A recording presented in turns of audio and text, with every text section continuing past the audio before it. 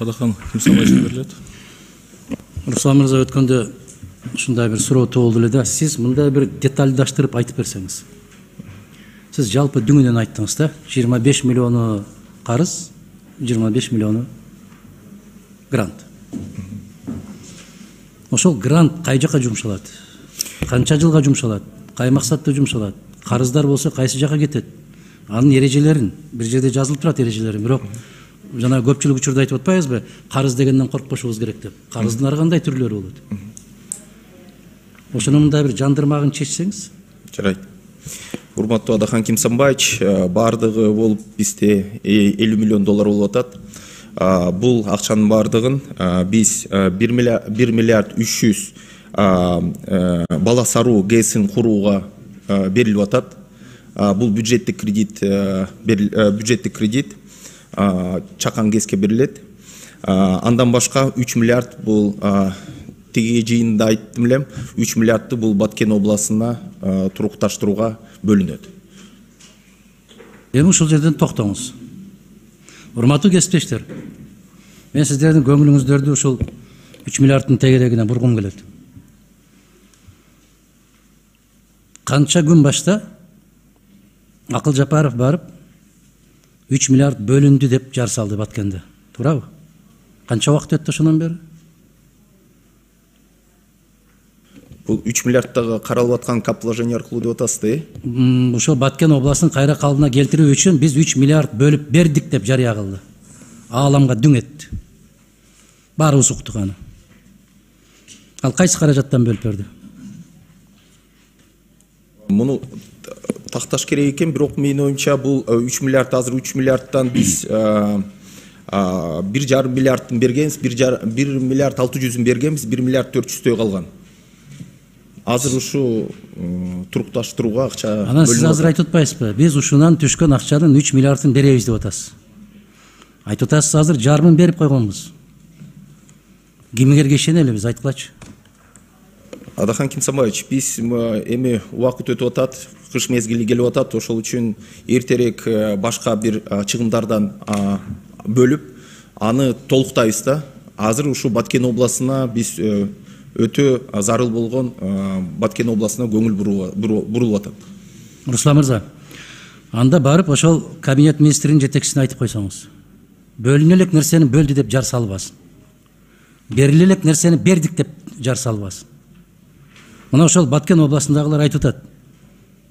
Жапаров келип убада берип кетти, ушул кезге чейин эч нерсе баштала элек дейт. А сиз келип бүгүн айтып атасыз. Эгерде биз жогорку кеңештин депутаттары ушул сиздердин келишимиңиздерди колдоп берсек, анан ошондо акча келип түшөт экен. Ошол акча түшкөндөн кийин анан ошону Баткенге берет экенбиз. Ушинтип эле айтпайсыңарбы? Эмнеге элдин башын айландырасыңар? Эгер биз азыр колдобой койсок эмне болот Баткен? Адахан Кимсанбаевич, бул боюнча мен айтып атам, биз башка резервтерден акча алып атабыз убактылуу. Ушинтип айткыла да. Аны азыр ошол жерден эметип, муну толуктайбыз. Ушинтип айткыла. Азыр биздин куржунубузда каражат жок. Бирок Эсенбайдын акчасын берип туруп атабыз. Эртең Эсенбайга карыз келгенде Эсенбайдын акчасын кайра ордуна коебуз деп. Анан барганда эле талп эткирип эле миллиардты айтып саласыңар. Элдин эмес, могул жердеги отурган депутаттардын баштары айланып калып атат. Бюджетте андай акча каралбаса, кантип барып Жапаров 3 миллиард бердик деп жарыя кылып берди. Мындай баатырдыктын дагы чеги болуш керек го. А силер өзүңөр шымыбызды кармап турганга, куруубузду каттуу тартканга ай сайын 25 миллиондон карыз сурап атасыңар. Ал азамат барды дагы 3 миллиард бөлдүм деп койду. Элге жакшы көрүнүштүн дагы, могу жерде кээ бир коллегаларыбыз айтат жана пиар кылбагы. Накта пиарщик өкмөт болуп атпайсыңар, бийлик болуп атпайсыңар. Жок акчаны кантип берди деп айтасыңар силер. Адахан Кимсанбаевич, биз бул боюнча бизде өзүнчө бир направлениялар бар, тармактар бар. Ошол тармактарга бөлүнүп атат убагы менен. Ал бул Баткен областы боюнча биз ушуну да атайын бөлөбүз деп өзүбүзгө тилек койгонбуз. Ушуну ишке ашырабыз. Эми Руслан мырза, Уланбердибаевич, мен атайын суроо барбы дегенде күттүм да. Биздин кесиптештердин баары берип бүткөндөн кийин анан берейинчи депчи. Дайым эле биринчи болуп бере бербейин деп. Мына ошол жандырмагын жандырып бериңиз дегенде эле ушундай бир балекеттердин баары чыгат да, туугандар. Мына азыр эми келип Акыл Жапаровдун оозунан чыгып кеткени үчүн ал жигит жооптуу болбой калды да сыйыртмакты акырын жогорку кеңештин депутаттарына салып коюп атат. Түшүнүп атасыңарбы? Жагдайды, ситуация кандай болуп атат? Куулуктун дагы бир чеги болуш керек да, туугандар. Мындай саясат ойнобош керек да, мындай кайгынын үстүнөн саясат кылбаш керек. Эгер сиз ошол министрдин орун басары катарында айтыңызчы, азыр биздин комитеттин депутаттары карыз албайбыз деген принципте бекем туруп колдобой койсо эмне болот? Катастрофа болобу? Силер от менен ойноп атпайсыңарбы? Оозу балбан болуп эле балкылдатып айтып атпайсыңарбы бардыгына? Жок акчаны айтып атасыңар да. Жок, келе элек. Келеби, келбейби аны бир Кудай билет. Эртең бул жерде какшап аткан биздин коллегалар айткандай кылычын кармап кыш келатат. Резерв барбы силерде 3 миллиард сом?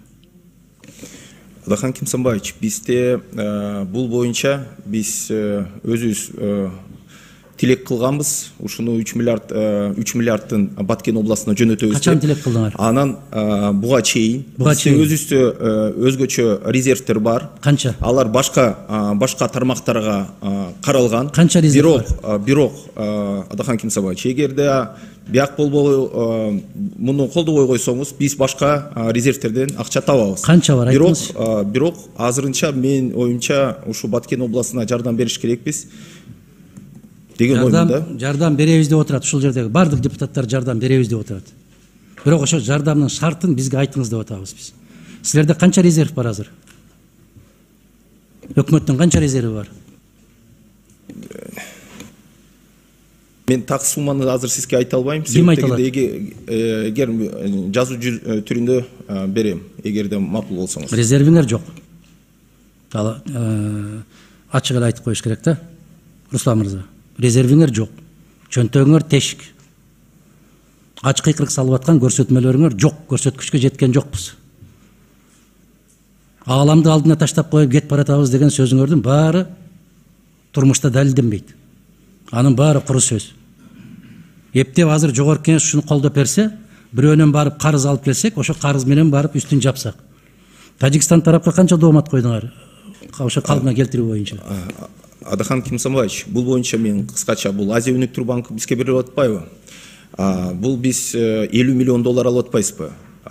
Мисалга катары келтирип коеюн, Тажикстан тарабы да 50 миллион доллар алып атат Азия өнүктүрүү банкынан. Эмне үчүн? Өзбек тарабы бул байкы антикризис бул деген бул башка суммасына, аларда өзгөчө аларга акча бөлүнөт. Булар бирок бизге тиешеси жок. Мен Руслан мырза башка суроо бердим.